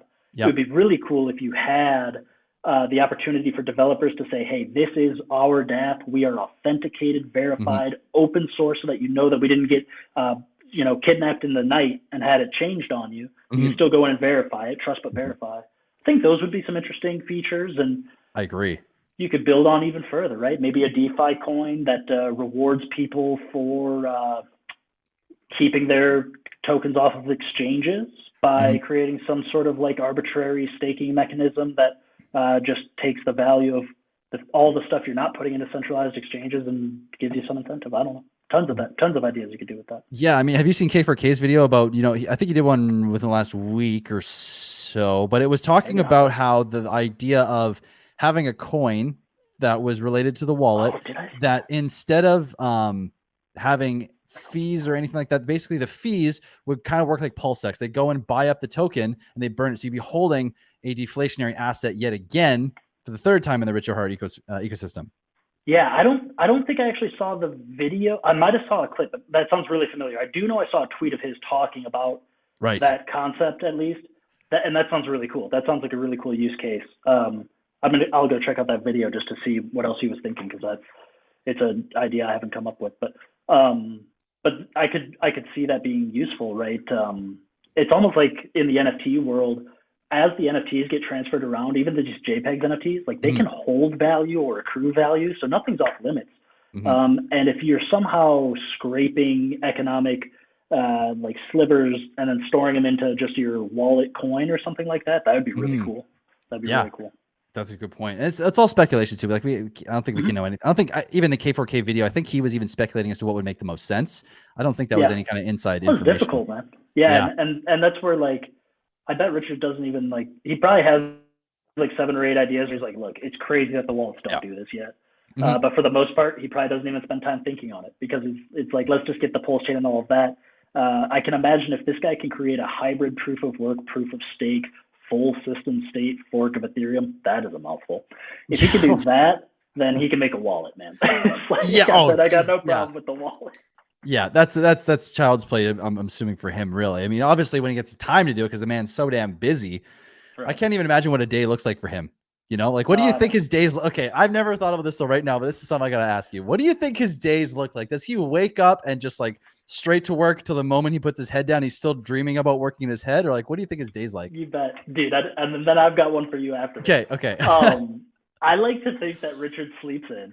I like to think that he just like rolls out of bed at 11 in the morning, and it's like, and he like puts on gold slippers, and he just like waddles out into the kitchen and like gets an espresso out of some crazy $100,000 espresso maker. Yeah. And then he sits down in the throne and he pops open Hacker News and he just starts reading while he sips his coffee. And then checks on Twitter, sees that he's got 487,000 notifications from Orca, and goes, Jesus Christ, dude, stop. And then he calls up the devs, on like a little live stream, and goes, how far are we? They go, mid-May. He goes, I'll tell him 4 more weeks. And that's probably what he's been doing now for about 9 months. The accuracy in that, especially adding your own little touch of like he sees 480,000 tweets from me. I don't know how he has blocked me, man. I try to keep it respectful, but dude, it's like spam. The spam king. Man, but you're killing it. You've been reaching out to like Jordan Belfort and Candace Owens and literally everyone. So I'll reach out to anybody, man. I don't care. I don't have to agree with their politics or their opinions, but it's like they've got bigger viewership than I do. So if they can have Richard on the show, that'd be awesome. Yeah, no kidding. Well, have you? Oh, sorry. I just want to bring up real quick because you had mentioned the people I'm reaching out to, and I did today get an email back from Jordan Belfort's team. No idea if it'll go anywhere. Okay. But I would just want to share that info with people. Is like, we all go into Twitter when we see the celebrity or somebody that we want Richard with, saying like, who should I talk to? Hexaco arrives in waves, man, better than anybody. Yeah. But I don't know if that necessarily is a strong conversion metric, because somebody that doesn't know anything about that crypto, I just was in a thread with a guy that I was giving kind of a hard time for farming engagement. And then all of a sudden somebody shilled a coin I've never heard of, and like 100 guys came in shilling it, but I couldn't tell if they were people or bots. Right. So if I'm Jordan Belfort, I might see all this and go, I'm not getting robbed, guys. I wasn't born yesterday. So like, you need more than 1,000 bots to convince me that you're real. And so I just took that idea, I screenshot his tweet and then looked up his website, gave his phone number a call on the website, went to voicemail, and there's no voicemail, so it wasn't set up. But then they had a support email, and I wrote the support email, and I got a response. Don't know if that'll push the needle. All I know is I didn't get a response on Twitter, and I didn't see any of the other tens of thousands of Hexicans who are really trying to bring the noise get a response either. But what if we all increase the little, intimacy and sophistication with our outreach? I'm writing handwritten letters right now. And looking up people's addresses. I have, back when I was working, when I wanted to interview for a job, if it was the job I wanted, after I interviewed, I'd write everybody I interviewed with, as well as the C-suite, a thank you letter, right? And I've never not gotten a job I interviewed for. so if you want to make an impression, showing somebody, one, that you're literate, and two, that you cared enough to put pen to paper for them, it's an old value, but it goes a long way. It still works. Yeah. Your grandma wrote you a happy birthday letter at some point in your life, right? And that's so she could have true. just called you. That's true. That extra effort does mean a lot, even if it's in a birthday card. That's true. That's a good point. So when it comes to like that reaching out, do you think that for anyone who wants to, who's listening to this, that is like, you know what, I want to do this too, is email like a sort of equivalent, or is it like letter is trumps all Nothing kind of thing? Yeah, nothing will ever beat a handwritten letter. Right. An email, however, is less trafficked than Twitter, because these guys have millions of followers sometimes on Twitter. Mm-hmm. Do you think of all those million people, even 1% of them are buying the course? Probably Right. not. So go email the course, because that's where their revenue comes from. So they're checking that email. They got to make sure that they don't have to issue a refund. They don't have to, fix a shortcoming in the front end of something. So they'll see that email. Whether or not they'll respond is just up to how cordial they are. But I do think that if you want to be somebody that wants to outreach, and maybe you don't feel comfortable with your own vernacular, like I'll write a couple templates for you. That's fine. I'll write a couple templates, just change the name, make sure that the wording is appropriate for whoever you're sending it to, and then fire it off to 100 different emails that you can find. And that will probably increase our exposure more than Twitter.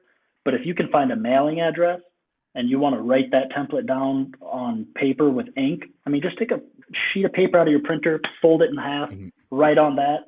That's a handwritten letter, you guys. I've gotten a lot of handwritten letters from Fortune 100 company executives where they just took a piece of printer paper, folded it in half, creased it, and then wrote, "Thank you for your time. It was adventurous meeting you." Blah blah blah. Wow. Okay, cool. So it's like you got to account for, we are on the cutting edge of technology, but 50 years ago, the pen and paper was the cutting edge of technology. Yeah. So some of these people still are pretty familiar with it. Use that to your advantage. That's a good point. It's not old tech yet. It is, but it's not quite old tech yet. It's still on the cutting. It's the last. And you've never had a spammer take time to hand write you a letter. That's rare. No. That's rare. That's like the anti-spam logo. If it's anything, hard to duplicate. I can only do it one at a time. Yeah, that's so true. Jerry asked a good question. Do you get a response from Jordan Harbinger? I don't think so. Not yet. But he was one where I only reached out on Twitter. Right. Okay. So, see, Russell Brand is another guy who's really getting into like the DeFi movement. And I promise you, someone with a spiritual background like him would be way more interested in reading your letter than he would be in checking his email. The guy probably doesn't care about his email that much. I can see that. You know what? I consider myself like more of a spiritual person, and maybe that's something I'm gonna write down his name here, just because, you know what? I've always admired the way he looks at things, and maybe someday if I get a chance, or if anyone's listening to this that also has like a spiritual background, or you feel like you have that maybe something to bridge to connect to him, definitely beat me to the punch if you can, and we'll see how long it takes me to get that done. And that's the secret, is you nailed it, is maybe you share that in common with them, is I personalize every tweet and every letter. Yep. Nobody will ever see me reach out to Oprah and say the same thing that I said to Jordan Belfort, because they're two different people, and I respect their time enough that if they're going to entertain my spam, I want it to be for them. I want them to know that this isn't copy pasta. This is for you because it meant something to me. If that justifies even an iota more attention, I've won. And that takes no effort, because we all have something in common. We all have common ground somewhere. And if you're not sure which values of yours these people resonate with, it's never a bad idea to begin with things that you've seen within their career. I know that Oprah's interviewed thousands of people. Hey, that is an accomplishment. That's huge. That's influential. It has helped a lot of people in the world. Whether you like her or not does not matter, because the scope of her influence has created at least one benefit for one person somewhere. And that's all I need. I don't have to look up to her as my hero. I just need something that can justify us having a commonality. And once we've reached common ground, it is so much easier to begin building together. So I think that's where, keep it intimate, keep it personal. Doesn't have to be a love letter. But what my father used to tell me after he would take me to different companies out in like Silicon Valley and stuff, and we would be given these tours and presentations by some really impressive entrepreneurs. Always ask questions. Even if you think you can't come up with a question, fake it. Make something up. Because that's what these people are passionate about, and they cannot wait to give you insight to the thing they've spent their whole life mastering. This is what they love. It's why they're so successful. So ask questions that are relevant to the content they've recently shared, and then take it one step further and tell them something you noticed about the way they do business or the way they conduct themselves that you thought was cool. And just include that in your, it would be really cool, and his handle is Richard Hart Win. Done. Letter, put it in the mail, stamp, whatever, and you're good. So that will go miles further than, hey, at Oprah, you need to talk to Richard. Okay, I don't know who you are, dog. Yeah, I get this message from everybody every day for my whole life. This is what I've done my whole life. Yep. You know? Yep. There's, we just said, like, that's awesome. I think that a lot of people, if you're listening to this, sorry to yell, but I feel like you need to, if you're listening and it resonates, I mean, how many words do you think on a page? Like what, 20, 30, 40, 50 words tops to write down to say, hey, this is what I think. Yeah. Just short and sweet. Hey, hello, my name is. Yep. I respect your work doing this, this, and this. It would mean a lot to me if you would consider reaching out to at Richard Hart Win on Twitter to have a conversation for this reason, this reason. Right. Thank you for your time. Please keep up the tremendous work. You're an inspiration. Signed, me. Sent. Yep. It's perfect. Just short and sweet. And speaking also of the fact that you're like giving us a masterclass right now on so many different things, you kind of are developing something behind the scenes as well, aren't you? Yeah, I'm working on it. So it's, I don't want to, no expectations on this one because I have a very like respectful relationship when it comes to Hexaco. I don't want Hexagon money. So if I'm going to develop a project that's going to require enough of my time that I feel it deserves profitability, I want to design it in such a way that it's not aimed at Hexagons. So I like to give it away for free, and then create economic energy somewhere else from people that aren't yet in our community who would greatly benefit from the exposure to our community, but not in such a way. I'm not a paid shill. Like you'll never see me shill some crazy Ethereum coin or something because I'm getting $10,000 under the table or something. It's not my style. And so the project that I'm conceptualizing and working on right now would be an underwriting company that would give new project developers on the PulseChain sort of a one-stop shop where PulseChain retail consumers may choose to go to validate the security and authenticity and sort of the metrics that the rubric that we've all kind of been taught in terms of like, do we know who the devs are? Do we know if the code is immutable? Do we have any idea with a code audit if there's ruggability? Because not everybody can afford like a CerTic audit. Yeah, how much are those, by the way? Those are quite expensive, aren't they? Yeah, I think they can be in the tens of thousands of dollars. Right, yeah, it's crazy. So imagine that you're a really brilliant entrepreneur who just hasn't been blessed with an economic windfall to to build your arc from scratch. Right, yeah. That doesn't mean your idea is bad. It just means funding is hard to find. Everyone's looking for funding. And so it's a competition out there. Everyone's got great ideas. So what if you could pay like a discounted rate and then we could still provide a high level of security audit to the code to be able to justify, just like David Feeder was able to do for the community and others, I know there were others, who said, hey, this code is safe and you're not going to get rugged if you interact with it. Well, that wasn't a $60,000 CerTic audit, right? That was the generosity of somebody. But imagine if somebody like that or people with those skills or a group of people with passion for that were able to make a little bit of money to make it worth their time to do that service for the community on a broader basis. And then you would have like a central HUD where everyone could check in, just insert a contract code. The HUD pulls back relevant statistics, circulating supply, how much is locked up in liquidity pools, and then quick little check marks of like the dev team is KYC'd, click this link to see the dev, just little data like that, where crypto is so easy to get scammed in today. I personally wish, and I get DMs all the time, hey, have you heard of this project? Hey, is it safe? I would love to tell you, and I could probably spend the rest of my weekend figuring it out for you, but I value my time too, and of course there's a weird balance there. So I would love to have a system that is free for the retail side and then maybe utilizes some kind of subscription or strike a balance in business with developers where they are actually gaining benefit at this discount, but gaining exposure and trust within the community in such a way that they're more likely to succeed and other people who traffic our site who maybe are going to research their own thing can also say, oh, look at that new project that's on there. And they check the data and they go, hey, look, it looks really trustworthy and I like that use case. And so we're just creating a better literacy without needing everybody to become Python coders. Yeah. That's kind of the vision. I don't know if that'll happen. That's the big project that I would love to see. And if anyone else can beat me to the punch, please do it. And also, I'm not going to do any more work then. but that would be a really useful benefit to the community, I think. Yeah. And there's one other, this one I will be doing regardless of if that project happens. Okay. Yeah. I find that my passion for crypto stems from my passion for financial literacy and understanding how money works within my own life.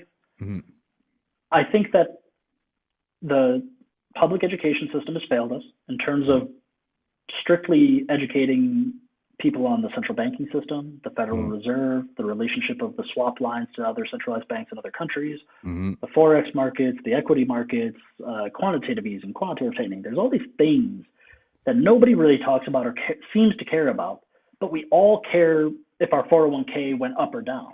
Yep. So I know you care about the underlying reasons. You might not be passionate about them, but it's that disconnect that we refer to as financial illiteracy. And so I'm producing content that will give sort of a history of money dating back to sort of like the original Stockholm Bank and moving into sort of the monarchy to limited monarchy into centralized banking systems where the royalty is no longer sort of the Federal Reserve, but banksters are. And these, these loans and revenues become a much larger, that's what we refer to as the macro, right? They have these implications that can touch the entire market. And so I think that if more people had a verifiable one-stop shop where they could read good history, have simple diagrams to bridge the gap in, maybe they don't have years in finance. I can draw a cartoon, man, that explains how the central banks work. And it can be a little stick figure cartoon, and that'll probably help a lot of people for sure get the bigger concept. Oh, absolutely. And so I'd like to produce sort of content from like a kindergarten level up to like your master's or PhD level finance with regard to how money works. And that's all free. That'll all be for free. And then if you have an interest in learning more peripheral skills, like maybe you're really passionate about technical analysis and everyone tells you it can't make you any money, it's not worth doing it, but you say, I don't give a damn. I think it's fun and that's what I want to do. I would love to give you at least some skills where you know that I'm not like this leverage trader that needs you buying and selling the stuff I buy and sell. I just show you the strategies that you can employ, show you historical data and things like that. But those kind of courses would be a lot more touch point oriented, and they need to remain. Did we lose you? Modern. That's not really the. It's like way in the background. I'd rather start with the educational content first and then let people hop on. Right. Yeah. I mean, that does make a lot of sense. And how far is something like that out, you think? How many, like, is it years, months? I'll probably have it. I'll probably have the educational portion of that. Oh man, I'm about to give a timeline on something that goes into a computer. I feel like Richard Hart. Oh no, no pressure. I had a timeline in my mind, and I was like, when you're 6 months late on this, they are gonna kill you. I would really like to spend a majority of my free time in the summer working on this. And so as far as like the history to current day basic education, something that a third grader to freshman in high school could get their hands around and everyone who's older, will be able to grasp that. I'd love to have that really looking nice by the end of the summer. And from there, it'll be a continual effort to decide what do people feel they need to know beyond this? Do we need to put together special modules for how to utilize crypto loans? Do we need to put together tax education courses, things like that? That'll mostly just come from what do people want. I'm a pretty open book, so just reach out to me and say, this is what the community needs, and I can work on it. That's amazing. So you have so much generosity, man. It's incredible that you're willing to do that. But what's really cool too is it's not just you in this community as well, which you deserve a lot of it. When like for all of the stuff that you've done for the community so far, you deserve some praise and some serious pats on the back, and for contributing as much as you have. And it's so cool to me that I feel like I keep saying this every stream, but it's just so true. it's just mind-boggling to me that we've found so many people that are willing to give to help out to so many people that they've either met just digitally or never met, or for people they may never meet, you know? Yeah. It's just so cool to me. Dude, I felt a calling. Like I have a unique blessing where I did get into Hex, but I wasn't on the front lines. I wasn't showing it to people. It was just like a ghost bag I was holding because it was easy to get. And I was lucky enough that I heard about it. And I wouldn't have even claimed it if it didn't come from Richard Hart. I had watched enough of his videos that I was like, hey, man, I'm down. I'm down to try it. But like people like Hexo and RG3 and even like Matty Allen and stuff who have done way more streaming for longer than I have, I realized I was like, man, I'm kind of being selfish. Like they've really been doing video after video after video. And I'm like in the live chat talking to them. And I was like, man, I got nothing going on. I could definitely put together some ideas. I don't always have things that I want to talk about and share because a lot of people get to it first and they do a great job covering it. K4K, it's like he doesn't sleep. It's like Richard tweets like testnet V2B and he's like, let me show you the buy and burn real. It's like, Jesus, dude, can we get our coffee in before you already know everything? Like, give us a chance. I know. So like, I'm not always going to have something out there, but there are times where I get hit with like a little idea and I think it's fun. So then I go, I just want to share that with other people. And then you get into these. I mean, you got a ton of people in the chat, man, a ton of people watching it. And it's just so fun, like knowing that there's all of this additional insight coming in. Absolutely. Well, the thing is too, is that like I watch, you know, so many of these Twitter spaces as well. And I see kind of where everything goes. And there's like, where you and a lot of these other more knowledgeable people in this space go, even when you guys aren't in like the Hex space, when you're maybe talking to Bitcoiners about NFTs or having in-depth discussions about life and maybe government and macroeconomics and all these things, people tend to follow. And it's so like you have this like gravitational pull as well as other people as well with the knowledge that you bring. And so thank you for contributing as much as you do. It's so cool to me. And I'm so excited to see where the future brings us as people and as a community and for Hexaco and the world and beyond, you know?